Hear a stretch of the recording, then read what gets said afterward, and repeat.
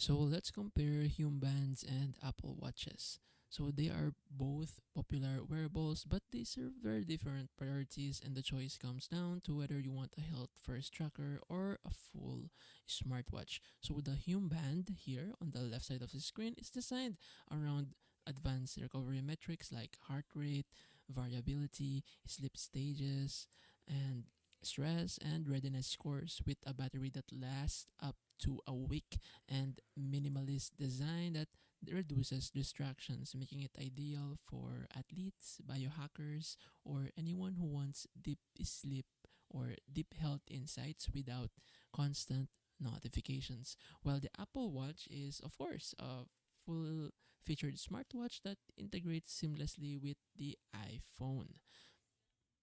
and offering apps, calls, texts, ECG, SpO2s, fitness rings, and productivity tools, but its battery life is only about a day and its higher price reflects its broader functionality. So,